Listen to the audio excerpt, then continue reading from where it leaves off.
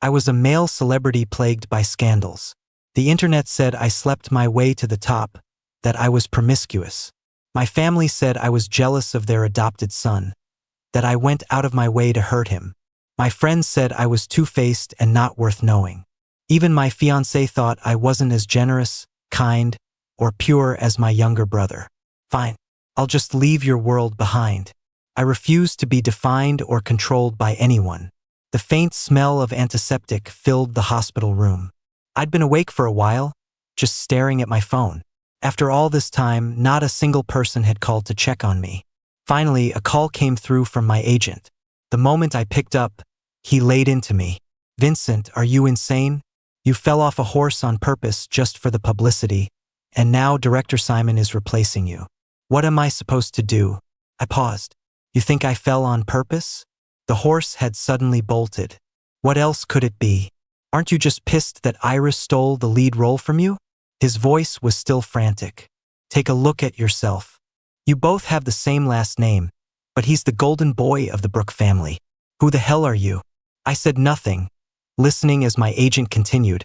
"You've pissed off the Brooke family, and the company isn't going to protect you. You're on your own. They were planning to blacklist me. The Brooke family. How ironic."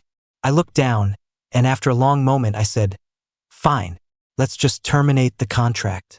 My agent sneered. "Terminate it? Can you even afford the penalty fee? That's none of your business." Just saying those words, "terminate the contract," gave me a surge of confidence. I hung up on him. After that, I just stared at my phone in a daze. My fall from the horse had indeed started trending, but it was all just a tidal wave of negative comments about me. I'm sure the production team had a hand in it, not wanting to take any responsibility. In any case, no one believed it was an accident. Iris's fans had completely flooded my social media. Reading their comments now, I felt nothing. Over and over, they asked, "Why hasn't Vincent quit the industry yet?" My parents finally called. Before I answered, I held onto one last shred of hope. Then I heard my mom's first words. "Vincent, did you fall off that horse on purpose today?" Even as that last bit of hope faded, a chill ran through me. "Mom, aren't you going to ask if I'm badly hurt?" I asked. Before she could answer, a man's voice cut in from the side. "If you did it on purpose, how serious could it be? Did you do it to pressure the production team into giving you the lead role back?" I had to laugh. So my dad did know the role should have been given back to me. I didn't say anything, but he was ready to lecture me righteously. "What role could you possibly want that the family can't get for you? Why do you have to fight with Iris over everything? Don't you know how important this role is to him? When you hit rock-bottom disappointment, you don't even have the energy to argue anymore." They had no idea this role was my last chance to turn things around. "Dad, Mom," I said, trying to keep my voice steady, "please take care of yourselves." I hung up after that. They probably didn't realize I was saying goodbye. They didn't call back. I remembered the day I returned to the Brooke family home at 12. Iris was dressed like a little prince, while I was tan and scruffy, stepping into a mansion for the first time with eyes full of insecurity. Back when Iris used to sweetly call me Big Brother, I would instinctively protect him. If he got into trouble, I didn't mind taking the blame. But later, I realized my parents had already branded me a compulsive liar, a jealous and even morally corrupt person. And my friends, they all became Iris's friends, too. Even Alex, my fiance, became one of Iris's friends. The truth is, I wasn't some long-lost son who was switched at birth. I was always the Brooke family's son. It's just that shortly after I was born, a friend introduced my dad to a fortune teller who, with convincing authority, read my birth chart and declared I was a curse on the family. The Brooke family business was having some trouble at the time, and my dad bought it completely. Following the fortune teller's advice, they sent me to the countryside and adopted a child from an orphanage whose birth chart was said to bring prosperity. That was Iris. Strangely enough, from the moment I was sent away and Iris was adopted, the family business started to thrive. My mom probably couldn't bear to part with the child she carried for 10 months at first. I have memories of seeing a woman watching me from a distance at the edge of the village several times. But Iris was just a baby when they brought him home. He was raised by my parents. The fortune teller said he was their lucky charm, the reason for their success, so my mom poured more and more of her affection into him. I used to think that was just how things were. But when Iris would fan the flames with that innocent look on his face whenever my parents were angry with me, I couldn't be his brother anymore. I didn't like him. Later, I got into the entertainment industry. I wanted to be a singer, but the company said I had the looks for acting and that I could always sing later. I played a few roles and got a little buzz. Not long after, Iris joined the industry too. He played up his identity as the young master of the Brooke family. My parents told me his fate was tied to the family's, so I couldn't reveal my own identity or the fact that Iris wasn't their biological son. I didn't care. But soon after, a lot of scandals about me started to surface, that I had a sugar daddy, that I was a terrible actor, that I was disrespectful, and so on. The company said bad press was still press and refused to issue any clarifications. When there are enough rumors, a mix of truth and lies, people will only believe what they want to see. I couldn't tell if I was still jealous or bitter, but I was definitely tired, drained from the endless emotional turmoil. I saw a therapist many times, trying to find a reason for my existence. If you didn't love me, why did you have me? If I wasn't important, why did you bring me back? My therapist repeatedly stressed that I needed a change of environment. Before I left, I had a few things to take care of and one more person I wanted to see. My injuries weren't too serious, but I definitely couldn't continue filming.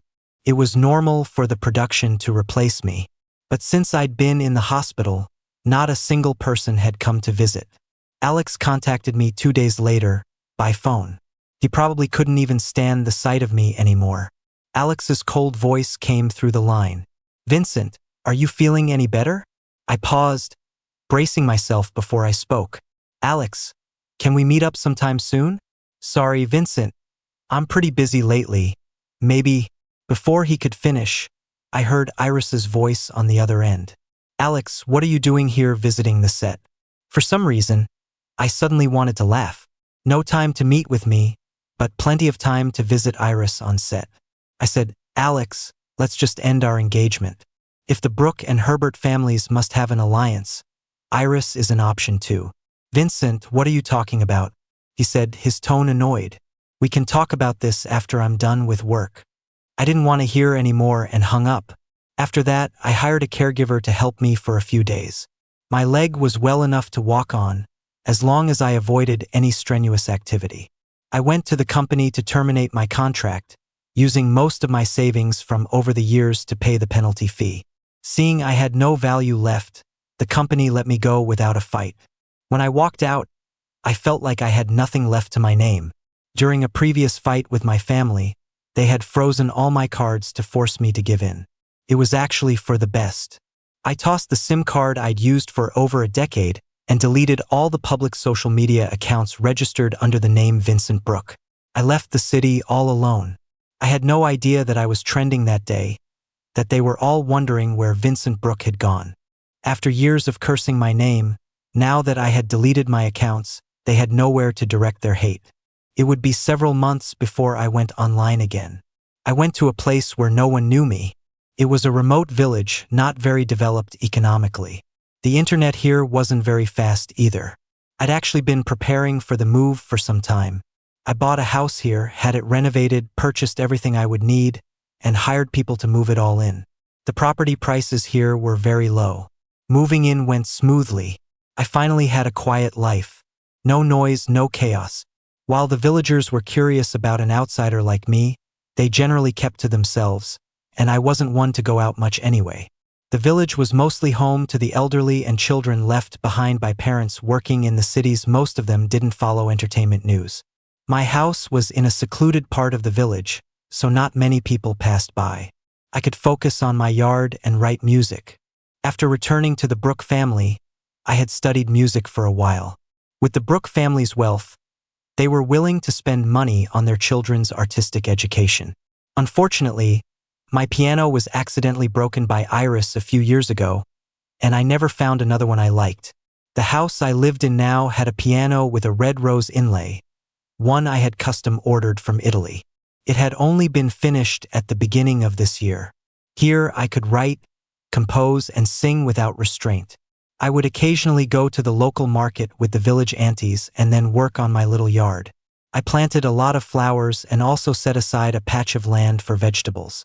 Some of the aunties I'd gotten to know didn't understand. They'd tell me in their local dialect that planting useless things like flowers wasn't as good as planting more vegetables. I would just smile and say nothing. I had a set of filming equipment and fully documented how my little yard was transformed. With my mind at peace, I felt a sense of fulfillment and even stopped taking my medication. I kept a paper calendar in the house, tearing off a page each day. My new phone went largely unused for a long time. After about 5 months like this, I registered a new account online. The buzz around Vincent Brooke online had faded. People would occasionally mention me, but it was harmless. Sometimes I'd get recommended topics about it, like people wondering why Vincent Brooke quit the industry, or if he was really forced out for offending someone. I didn't give myself a special username, just a very generic one. My first post was a song I performed, one I had written a long time ago and only recently composed the music for. After recording it, I taught myself how to edit the video, integrated the audio and video, and finally uploaded the finished piece to my new account. I didn't check it again after posting. The account was just for documenting my work. I'd never sung in public before, and your singing voice can be quite different from your speaking voice, so I wasn't worried about my identity being exposed. Later, looking at my little yard, I decided to register another account to share its progress. The music post didn't get much traction at first. I'd occasionally see a few hundred views. It took me several days to put a finished piece together. I'm really not good at editing, so my videos were very basic as long as the sound and music were fine. I never expected my work to blow up. When I posted my third video, one day I was flooded with notifications. The likes, comments, and shares all shot up to 99. In the comments, they praised my voice and the song. The shares and DMs were all a new experience for me. I scrolled through and saw some DMs were from entertainment companies, asking if I was signed with a platform, if I was interested in becoming a contracted content creator, and if the songs were my original work and if they could license or buy the rights. I looked at them for a while, then put my phone down. I couldn't be bothered to clear all the red notification dots. I understood how online traffic worked. If you ignore it, it will eventually die down. But I forgot that sometimes traffic doesn't play by the rules. Maybe all my bad luck from before was being paid back to me now. But clearly I didn't need it anymore. With my material needs at an all-time low, my current savings were actually enough to support me for a very, very long time. Some people in my DMs even asked if my account was for sale. By this point, I had posted my 5th piece and had over 10,000 followers. It wasn't a lot, not even as many as the haters I used to have. But sometimes I wondered if the people saying they liked me now were the same ones who used to tear me down. My other account had average traffic. I'd occasionally post videos of me tinkering with my flowers and plants. I paid more attention to this account. People would sometimes ask what kind of flowers I was growing, where I bought my tools, or ask me to just drop a link. I'd reply when I saw the comments. Because I wanted to make a before and after video of the yard's transformation, I was filming content every day and learning how to edit. When I was busy, I didn't even have time to think about other things. I knew the Brooke family must have been looking for me after I disappeared without a word for nearly half a year. But in their eyes, I wasn't that important. They probably gave up after a while. If Iris wanted everything the Brooke family had to offer, then he could just be their perfect son. I don't know where my old phone ended up. I think I accidentally dropped it while cleaning, and after it broke, I threw it away. I thought life could go on like this for a long time, until one day I saw a familiar account in my DMs. By now, I had been living as a normal person for almost 8 months and had nearly 10 music pieces posted. I had hundreds of thousands of followers on the platform. I don't know what they were thinking. My songs were being shared by many people, and their popularity was growing. Because my songs couldn't be found on any other platform and I was releasing them so quickly, some people suspected I had a studio behind me. They didn't know that when my mind was calm and happy, my creativity soared. Sometimes an idea would strike while I was lying in bed, and I'd get up to write down some lyrics. In my DMs, I saw an official account. It was from the production team of the show I was on before I quit, the same one where Iris was now the lead actor. They wanted to buy the rights to one of my songs to use as the theme song for the TV series. Not for sale. Message read, no reply. A day later, the account messaged me again, even stating a price.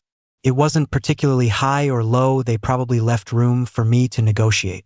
I still didn't want to reply. Over the next 2 days, the account persisted, sending messages with higher offers each time, but I didn't budge. At the same time, I saw a DM from someone else. I couldn't believe it, so I clicked on their profile to check. It was really him. It was a popular singer I'd crossed paths with at work before. Our relationship was average at best. He seemed to have a bit of a prejudice against me. He was always cold to me, both openly and subtly. But the guy was talented, so maybe he was just arrogant with everyone. He'd meant to ask if all my songs were original, wanting to pay for the rights to sing one of them, and also asking me to write a song for him. I didn't reply to him either. The reason was simple. He didn't like me and I didn't like him. Seeing I'd read his messages and not replied, he, like the production team, sent more messages, a dozen of them. His tone was surprisingly humble, nothing like the person I remembered. But I couldn't even be bothered to click on them. I even posted a new song. After spending a long time in the village, I occasionally went for walks. The village was mostly filled with the elderly and children. Most of the able-bodied adults had gone to work in the cities. Sometimes I'd help a family out by carrying something heavy. Today, as I passed by a house, I heard crying from inside. People in the village didn't have the habit of closing their doors. I looked in and saw Mrs. Chun crying. She was raising her 2 children alone while her husband worked elsewhere. A neighbor was with her. I went up and asked what was wrong. The neighbor looked at me with pity. Her daughter got sick at school a few days ago and was sent to the hospital. She was diagnosed with kidney failure. The surgery will cost at least hundreds of thousands of dollars. Where would they get that kind of money? The little girl is a good student. It's such a shame. Even if they had the money, finding a kidney donor wasn't guaranteed. But without money, nothing was possible. Both she and her husband got tested, but neither was a match. Their son was only 10, too young to be a donor by principle. Some extended family members were willing to get tested, but so far none were a match. Without a transplant, the little girl's life could be ruined. Mrs. Chun was sobbing her heart out, and her son was crying beside her. But no one in the village, even if they were willing, could scrape together that much money. It was too poor here. My house was one of the few in the village with air conditioning. In their eyes, I was probably considered a rich man now. I stood at the doorway for a while, thinking about the money I had left. Hundreds of thousands. I never thought I'd be in a position where I had to worry about money again. Back home, I sat in my chair and thought for a long time. Finally, I took out my phone and replied to Ken's message on the platform. Hello, we can discuss the collaboration. That kid wanted me to write him a song, right? I'll just fleece him for all he's worth. I don't know if he was staring at his phone 24/7, but he replied within seconds of me sending the message. Mr. Anonymous. Hello, thank you for your reply. This is my studio's contact info. Could you please add us? I added his studio's contact, and they accepted almost immediately. Once the connection was made, Ken's studio quickly created a group chat with what seemed to be staff members and Ken himself. We started discussing the collaboration. I knew the going rate for songwriting, so I quoted them a price that was on par with what top-tier pop stars pay. It was a bit high, but I needed the money urgently, so of course I was going to milk this for all it was worth. Ken must have really liked my work, because he didn't try to negotiate. Of course, I couldn't reveal my identity, so I turned down all of the studio's requests for in-person meetings. The bank card I used for the payment was Mrs. Chen's. The village officials were willing to cooperate and say it was a donation from a kind stranger. Ken's studio was probably suspicious of my identity. After all, my refusal to disclose anything made me look like a scammer. They sent the initial deposit. I, in turn, worked quickly to write a song according to their requirements. I sent the finished piece over in just a few days. They probably didn't expect it to be so fast and were worried I had plagiarized the lyrics and music. But Ken loved it. He really liked my stuff. Later, He even secretly added me on a private account and started calling me teacher this and teacher that.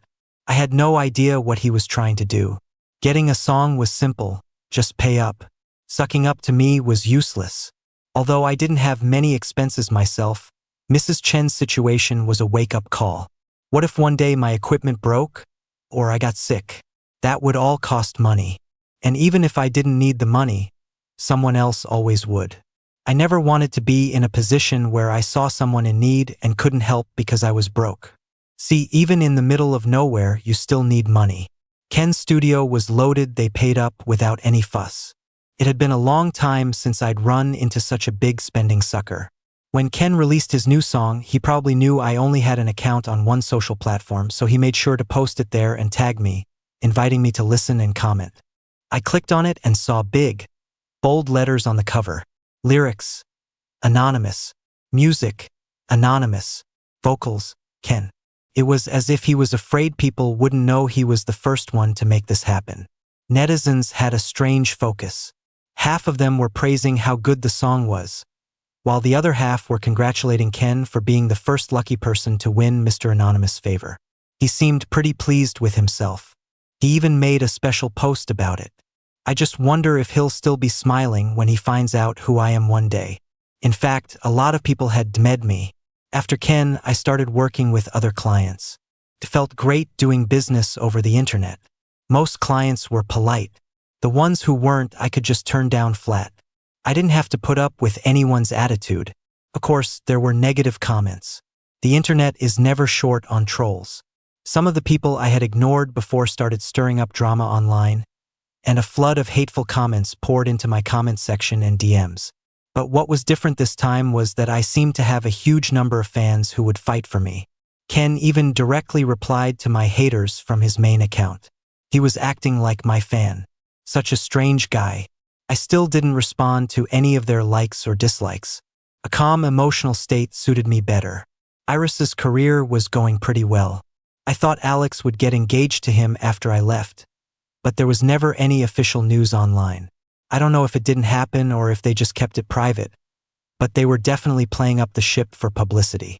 Mrs. Chen's daughter's surgery was a success. She's taking a break from school to recover. She got really lucky and found a kidney donor.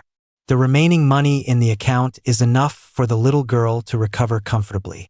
The road out of the village was really terrible, so I talked to the village chief and donated some money to pave it. My little yard was finally starting to look like something. The flowers I planted before were blooming, and white and pink climbing roses covered the fence. The village kids seemed to have taken a liking to my yard. They often ran over and stared at it with longing eyes. They weren't very noisy, so I let them come in and play. Their parents had probably warned them not to touch my things, because the road was being repaired. Although my selfish reason was for my own convenience, it was a big deal for the village. The villagers were all very nice to me now. The kids were a bit reserved when they first came over, but they slowly opened up. The weather has been nice lately, so I had someone help me move my piano outside. I set up a canopy and sat in the yard playing. When the sound of the piano filled the air, everything around me seemed to fall silent.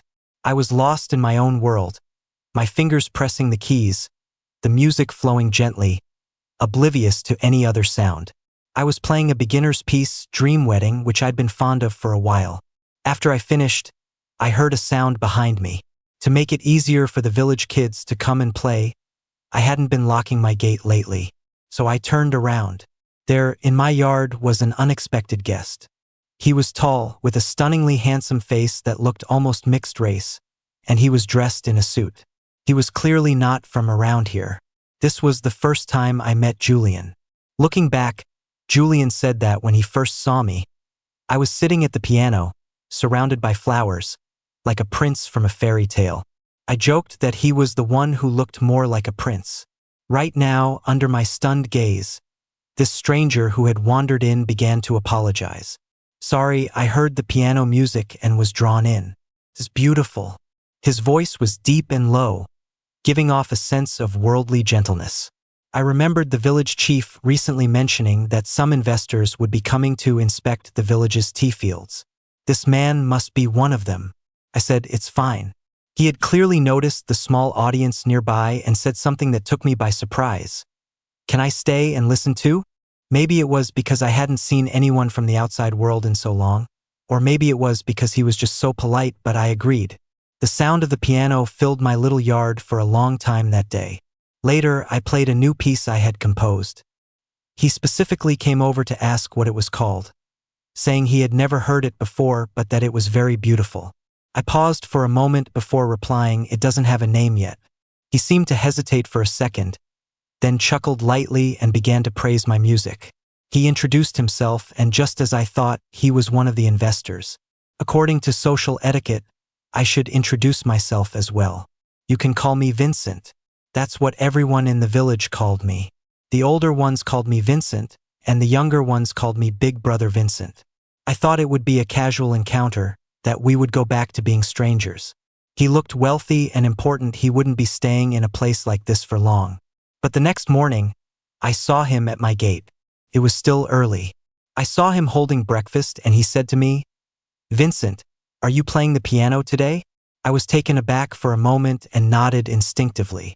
He was a good listener, the only person in this village who understood a bit about music theory. We had a lot in common to talk about. The village's tea fields were leased out, which brought in some income. The village was happy, and with the road repairs, transportation would become more convenient, and the economy would improve. For some reason, Julian lingered. He didn't stay in the village but at a hotel in the county town, where the accommodations were just average. I didn't know what other business he had, but he showed up at my place almost every day. After coming a few times, Julian had naturally heard me sing. He seemed to really like my songs. Several times, I was tempted to just share my anonymous profile with him so he could listen on his own time. I hadn't had this kind of contact with someone in a long time and felt a bit resistant. But he was so tactful in his words and actions that after a slight hesitation on my part, he smoothly and unilaterally became my friend. For almost a year, my life had been nothing but music and my little yard. Julian's appearance was abrupt, yet it came with a gentle, silent persistence. I didn't know if Julian knew who I was. Many people online were trying to uncover anonymous identity. If he really wanted to dig, he could find out even more about Vincent Brooks' past. In May, a torrential downpour came on fiercely. The rain was ridiculously heavy, and Julian was trapped at my place. We stood by the door watching the rain. The rain was so dense it looked like a waterfall, mercilessly pounding his car outside. The weather forecast on my phone showed a severe rainstorm warning. After a while, I sighed. "Why don't you just stay here tonight?" Julian turned to look at me. "Is that okay? Will it be too much trouble for you?" I thought I detected a hint of anticipation in his voice. He had probably been interested in my house for a long time. A moment later, I was leading him upstairs to pick a room. He looked around and finally chose the guest room next to mine. We made dinner together. He didn't look like someone who could cook, but surprisingly, he was quite skilled in the kitchen.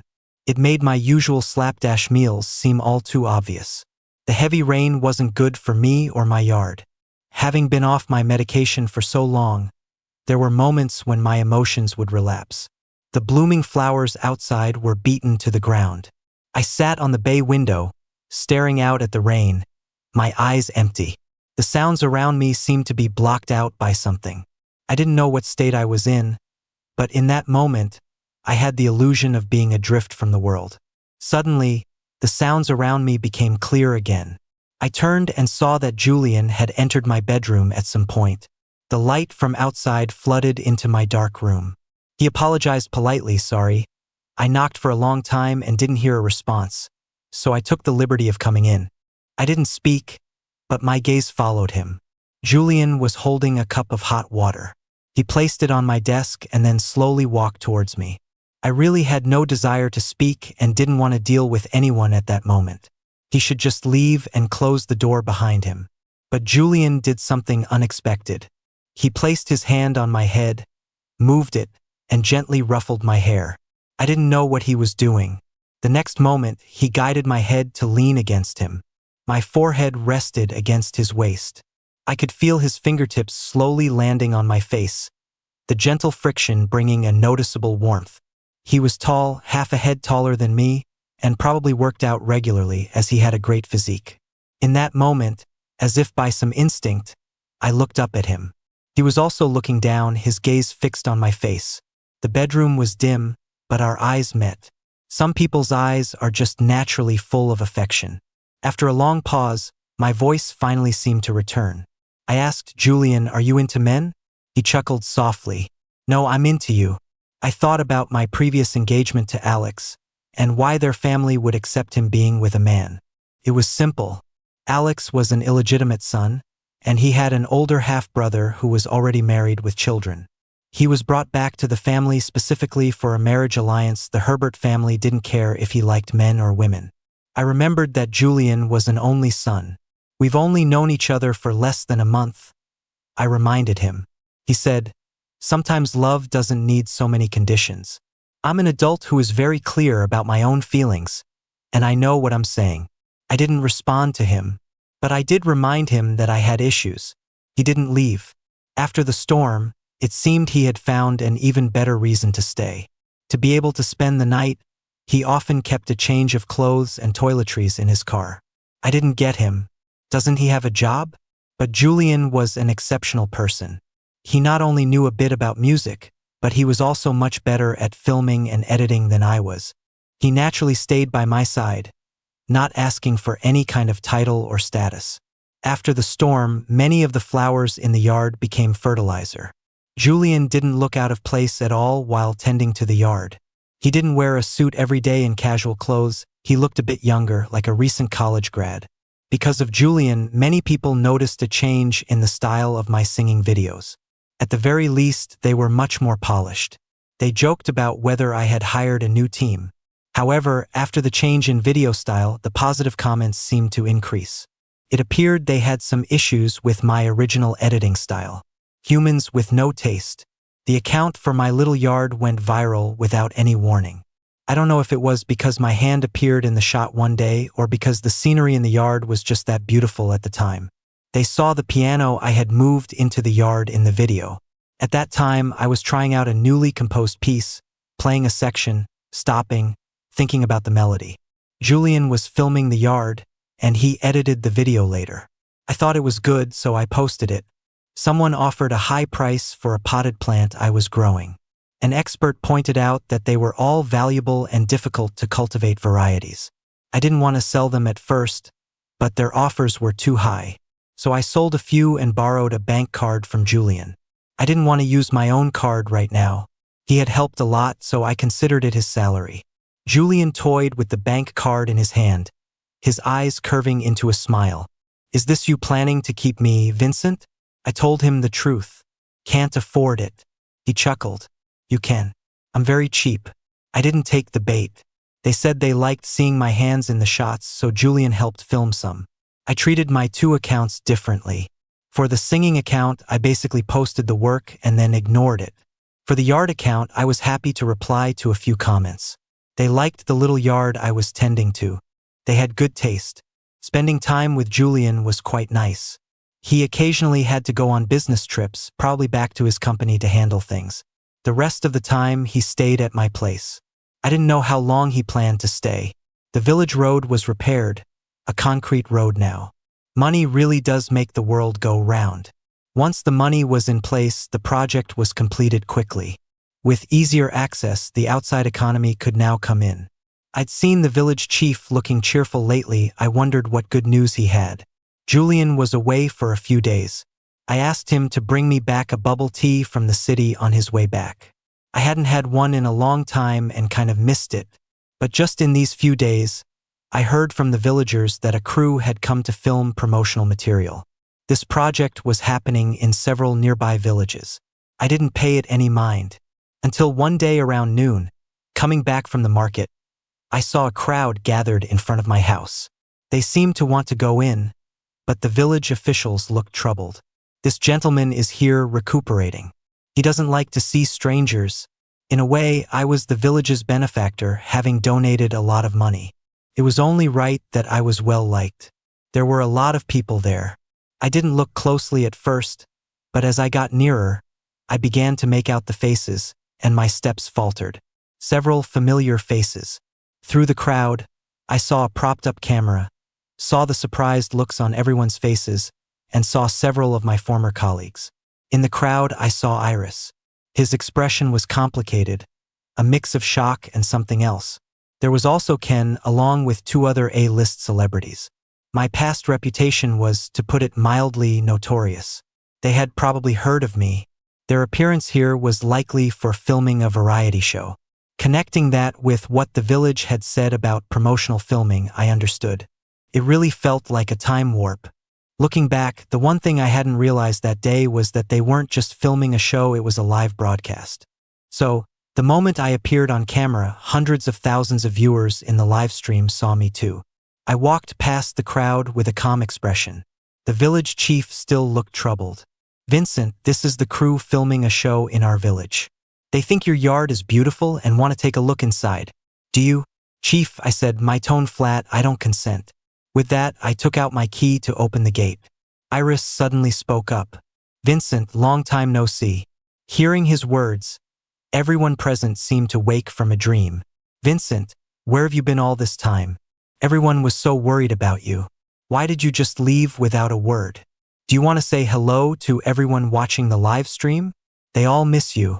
Iris had been playing this part for so long, he thought he could still use these little tricks to put me on the spot. I turned to look and my eyes met the camera. "You're live?" At that moment, everyone there fell silent. I hadn't faced a situation like this in a long time, but it was fine. I could guess what the audience was thinking. They probably thought I had some new backer and was using this show as a platform to clean up my image for a comeback. I really couldn't be bothered to deal with this. I said, "Sorry, I don't know any of you very well, so I won't be inviting you in." Then, I opened the gate, closed it, shutting them all out, and went into my house. I didn't care who they were. Just as I expected, after a year, the entertainment industry had forgotten me. But overnight, it all came rushing back. Iris's show was a charity-themed variety program, and with a few big names on it, it had a huge following. My appearance reminded them of who Vincent Brooke was and everything he had supposedly done. The internet has no memory, but that statement comes with a condition. Unfortunately for them, they could curse me all they wanted, but they couldn't find a single account that belonged to me. In the evening, I saw the production crew snooping around my yard again. I frowned. They must have seen the traffic they could generate and wanted to use my precarious reputation for another boost. They asked the village officials to contact me, saying they wanted to do an interview. I refused. No company, no contracts. This life was intoxicating. I recently got a kitten, a little orange tabby. I named him Tangerine. He often darts around the yard but is well behaved enough to know not to touch my flowers and to stay away from plants that are bad for him. Having a cat added a small expense. I was in the yard looking for Tangerine to feed him. "Vincent," I heard Iris's voice. Through my gate, I saw my so-called brother. He's only a few days younger than me. We looked at each other through the latticed gate. His eyes held a sense of smugness and contempt that he himself didn't seem to notice. Him and me. Before we were 12, it was as if our lives were swapped. After 12, it was as if we were always being compared. As the biological son who knew the truth, I was pained by my parents' neglect and favoritism. I naturally hated Iris, but I knew the source of my pain wasn't just him. In this 1 year, I had made peace with the past 2 decades of my life. "Iris, what do you want?" I had no intention of letting him in. He said, "Why did you just delete all your social media accounts and disappear? There were still a lot of people who liked you. Didn't you think about them? The entertainment industry is a strange place. Even if most people were trashing me, there was still a small fraction who supported me. But there are too many people in the industry. I'm not important. They'll find someone else to like." I looked at Iris and asked, "Why are you asking me this?" Over the years, I had suffered a lot at Iris's hands. So for him to be standing here not mentioning our parents or the Brooke family, I knew something was off. He didn't notice the scheming look in his own eyes. He continued, "Vincent, I don't think you need to be so impulsive. There are still a lot of people who care about you." I cut him off. "What do you care about me too?" He froze for a second, then instinctively said, "Of course." I gave him a slight smile. Since you care so much, then tell me how mom and dad are doing. Are they healthy? Have you been taking good care of them, little brother? In the span of that one sentence, I saw shock flash across Iris's eyes. Seeing Iris turn around in a panic to tell someone to stop filming, I knew I was right. This trick of his used to work every time. In the past, I would never talk about the Brooke family, not even when there were no cameras around. I couldn't be bothered to talk to him about it, and since my parents forbade me from revealing Iris's identity and our relationship, I naturally kept quiet. But this past year has been so comfortable. I've realized that not having to worry about what others think is a truly happy way to live. Iris was panicking because he got cocky. He was still filming a variety show, and with his current popularity, he probably had his own dedicated cameraman. On a live show, of course, they'd be following him everywhere. Being inside the gate, I couldn't see the angle outside clearly, but someone must have been hiding behind him just now. Still live. He was so confident I wouldn't bring up the Brooke family, but I was done being the good son. A year without contact, and their perception of me was still stuck in the past. The only way to be happy is to not care about what happens to other people. I didn't even need to expose Iris's identity. What I just said would get out and people would start digging. They'd dig into the huge disparity in resources between me and Iris, dig into how many sons the Brooke family actually has, and dig up Iris's real identity. I didn't want to deal with him, but he brought this on himself. Looking at Iris outside the gate, I let out a soft laugh. Still filming? Huh? Pulling this stunt again? You're a grown man now, why are you still so childish, little brother? I made sure to use the word little brother to get under his skin. He shot me a glare, but in my eyes it held zero threat. Iris's troubles were about to catch up with him, and my troubles had found me. The next morning, I fell silent as I looked at the travel-worn Alex standing at my gate. My cat, Tangerine, was lying just inside the gate, playing with his tail, adorably dumb. He had no guard dog instincts at all, with a stranger standing right at the door. Vincent, he spoke first. Long time no see. I looked at him and replied, long time no see. Can I come in? He asked. My tone was calm. Sorry, you're not welcome here. The exhaustion on Alex's face was real. I knew it wasn't easy to get here, but what did that have to do with me? He said, Vincent, I've called you so many times this past year. I've looked for you everywhere. Your aunt and uncle were so worried about you. I cut him off. So worried about me? Did you call the police? A person who has been missing for a year. Isn't that enough to file a police report? Alex was at a loss for words. Of course, I knew the reason. My parents were afraid that if they reported me missing, my identity would be exposed. A juicy scandal about a wealthy family is far more interesting to the public than some celebrity gossip. Or maybe, in their minds, my year-long disappearance was just another one of my schemes. See, they found me now, didn't they? Alex opened his mouth and after a moment said, Vincent, come back with me. Alex, let's just forget it, I said. There's nothing between us anymore. Vincent, ending the engagement isn't something you can just do by saying it. Alex took a step forward. You know, I see Iris as a little brother. I've known him since we were kids. My relationship with you and with him are different. I bent down and picked up Tangerine, then looked back at Alex and sighed. Alex, I live in a village. I'm not disconnected from the internet.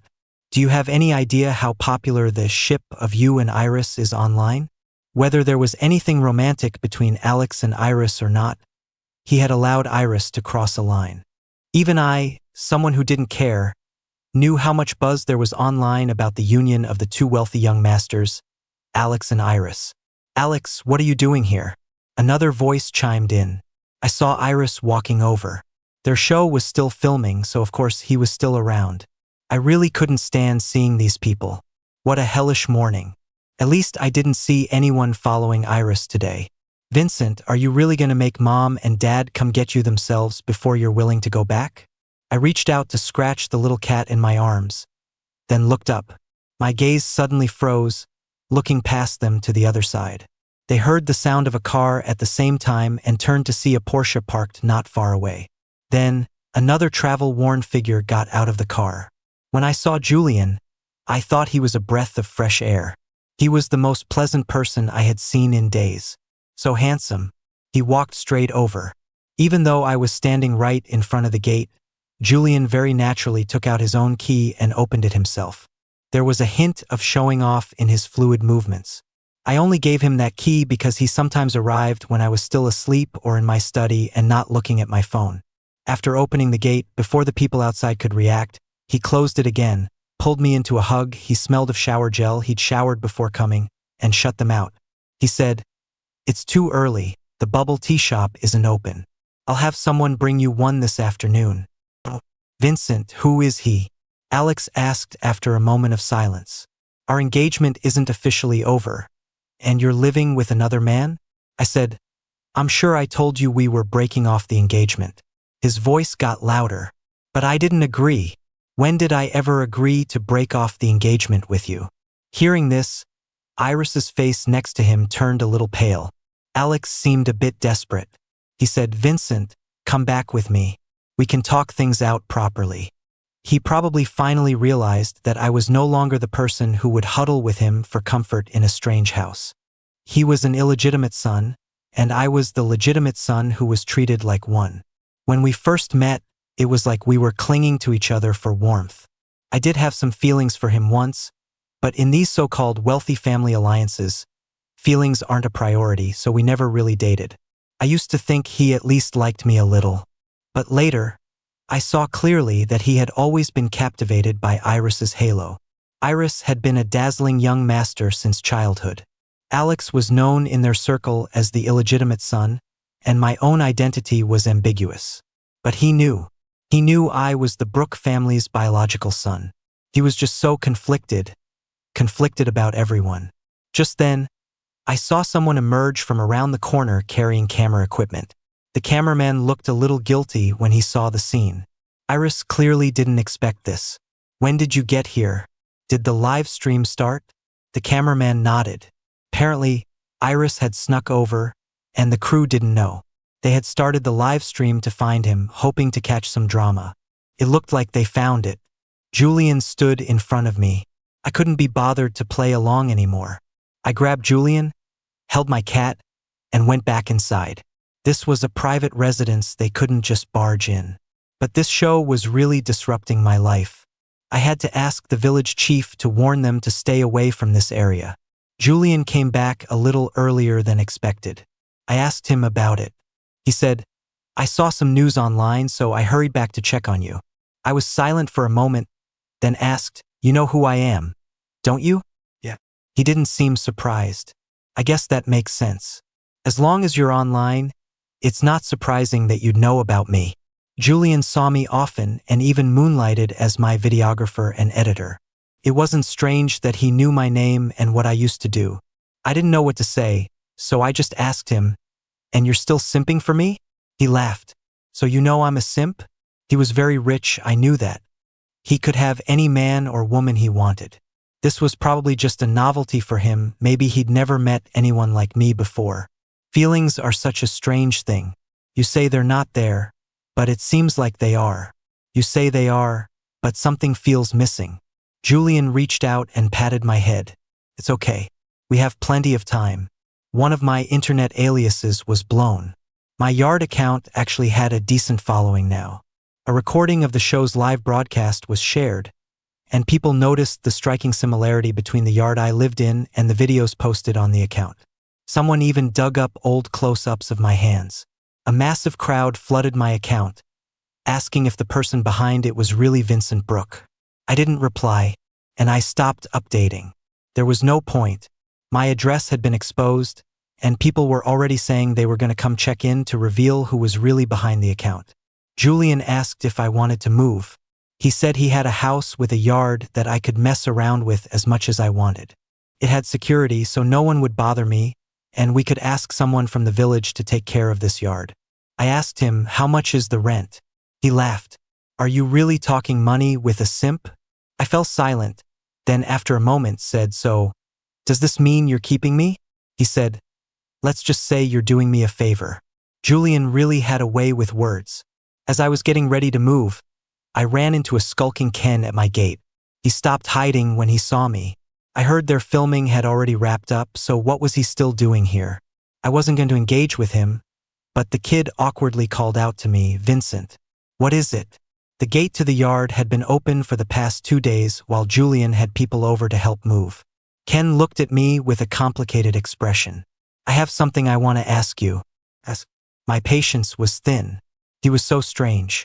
He used to look at me with such disdain, and now he seemed like a completely different person, almost humble. "Do you know a singer named Anonymous?" "No." I started to walk away, but Ken got anxious and grabbed my arm. "He's huge online. How could you not know? I had him write a song for me before. The IP address for that account is from around here. I asked the villagers, and you're the only one who's always playing with music. You haven't met any other singers? You took this variety show just to find him?" He was frank. "Not exactly. It was just a good opportunity to come and see." I remembered the messages on my phone. Ken had been jumping up and down asking if we could meet in person.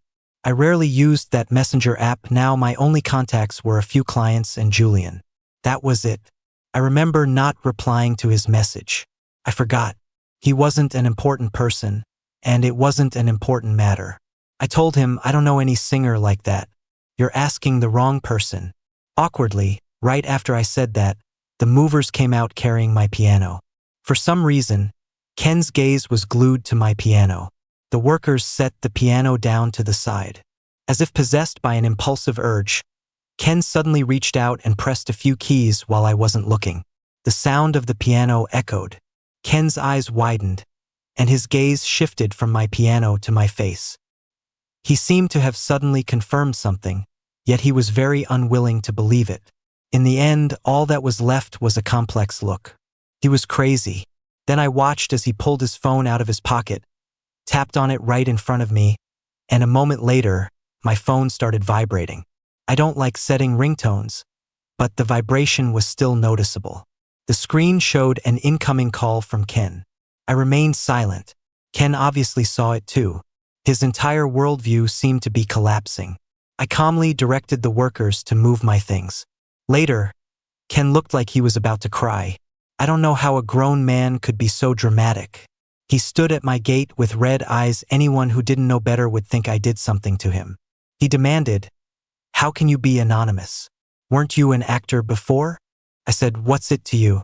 Not caring about other people's problems is really liberating."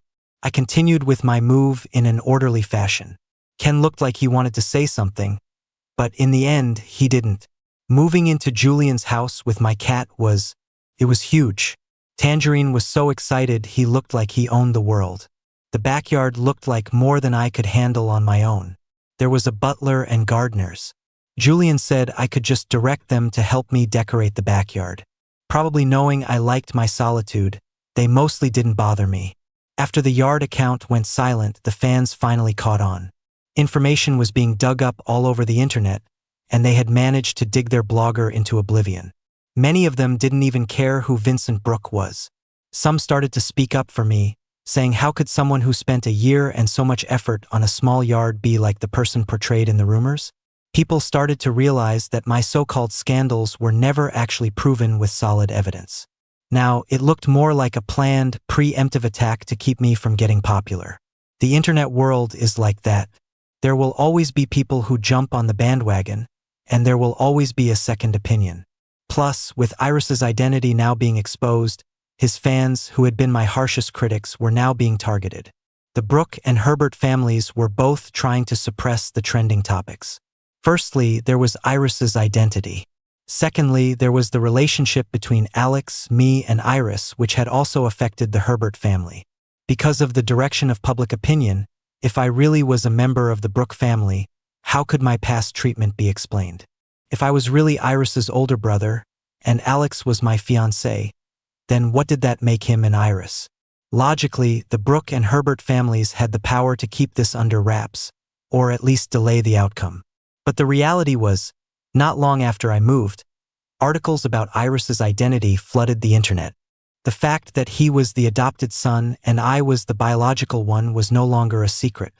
Netizens were first surprised, then silent, and finally collectively told the wealthy family's nice one.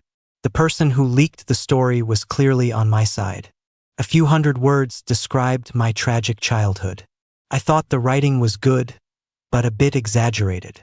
All I can say is that the person behind this has some serious connections. Things I had never seen or even known about were all laid bare. For some reason, Julian still wasn't going to the office much. He was mostly working from home and talking to me. My gaze shifted from my phone to Julian, who was not far away. Was this you? He didn't see my screen, but he already knew what I was talking about. He didn't deny it. He said, "You just need to be yourself." My so-called past scandals seemed to be getting clarified one by one. The people who used to relentlessly curse me suddenly disappeared.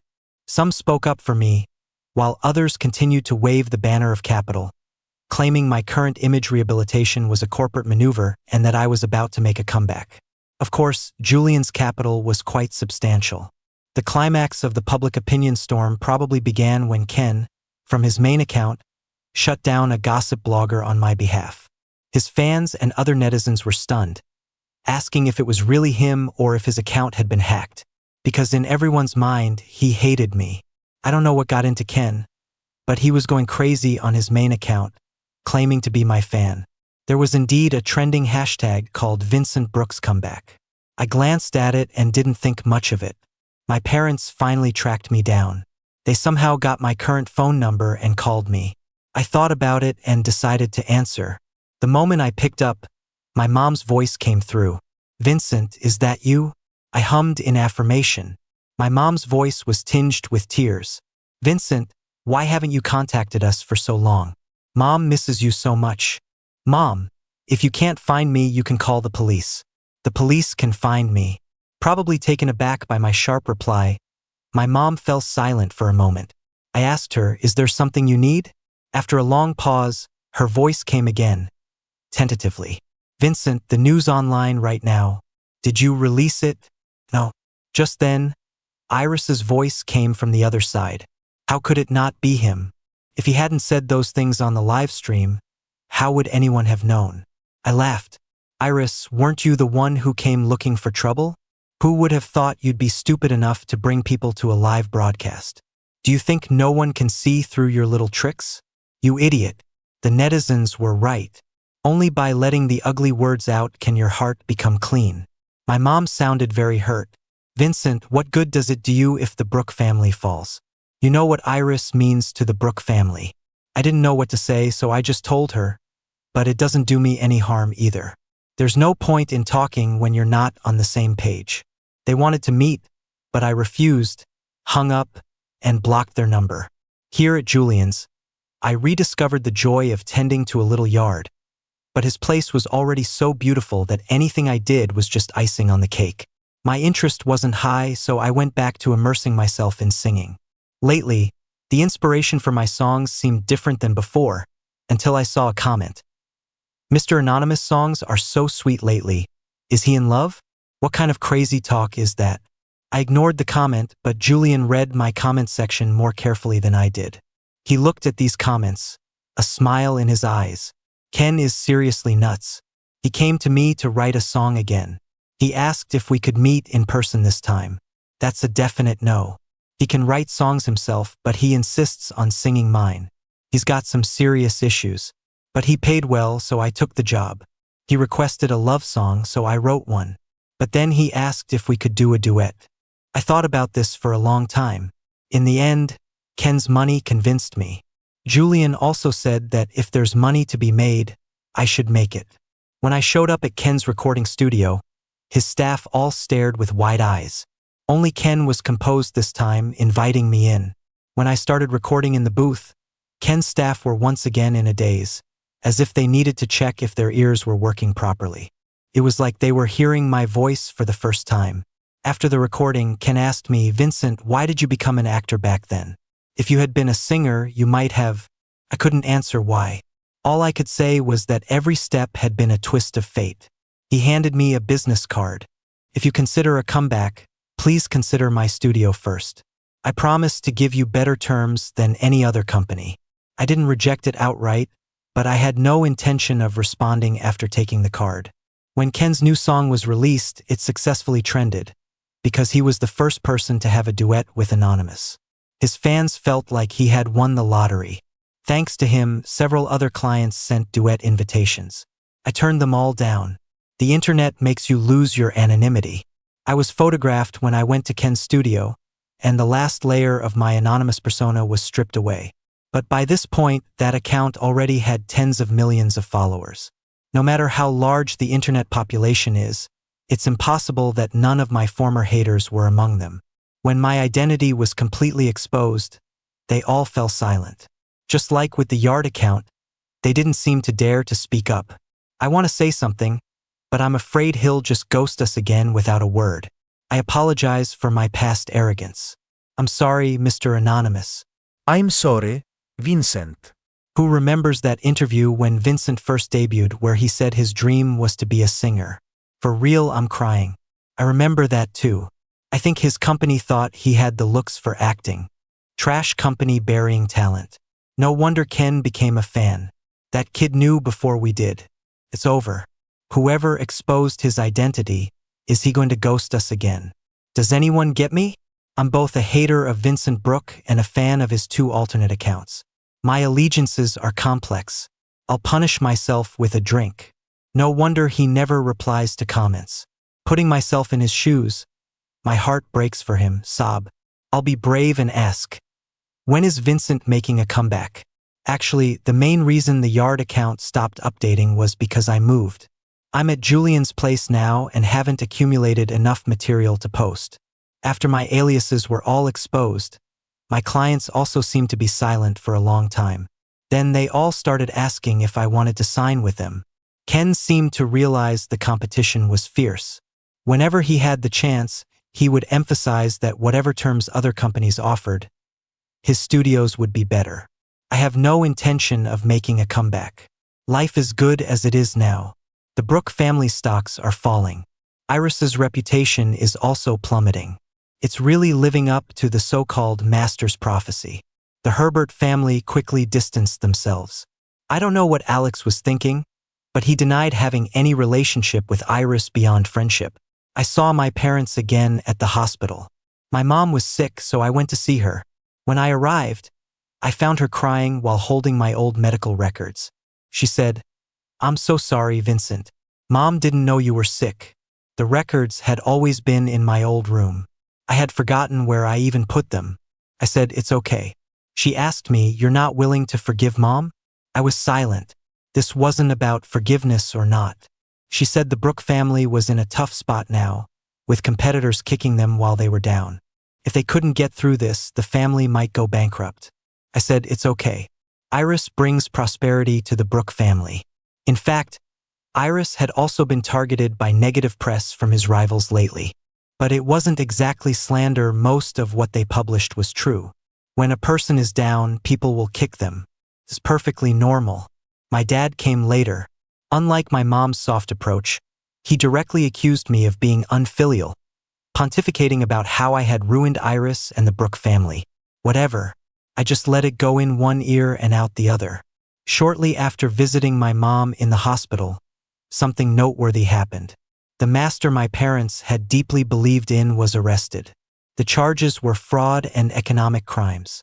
Along with him, several other well-known business leaders were also arrested, including the friend who had introduced the master to my parents. Even more dramatically, Iris, the child my parents had adopted from an orphanage, turned out to be that friend's illegitimate son. So, the whole thing about my birth chart cursing my parents and Iris's bringing prosperity was just a scheme orchestrated against them. But among all the cases, my parents were the most devout believers. Even after learning the truth, they still couldn't believe it. They were lost, struggling between regret and disbelief, blaming each other. And I learned to be myself. It was like being reborn. The past shadows have faded. I've let go, but I don't forgive. I watched as the Brooke family declined, watched as Iris got what he deserved. I found someone who loves me. Julian is truly a patient hunter. He waited until I willingly walked into his trap, to fall with him. Later, I posted a new piece. It was a video of me singing and playing the piano, filmed from behind. But at the end of the video, you could hear my voice and Julian's. He suddenly asked me a question. Is there anything you want to say to the people who liked you before? I thought about it for a moment and replied, I guess I should say I'm sorry. Liking me always made them feel inferior. For some reason, they later called this the most heartbreaking fan moment of the year. I didn't make a comeback, but I kept releasing new work. At first, they begged me to return to appear on the big screen. Many companies extended olive branches, but I didn't agree.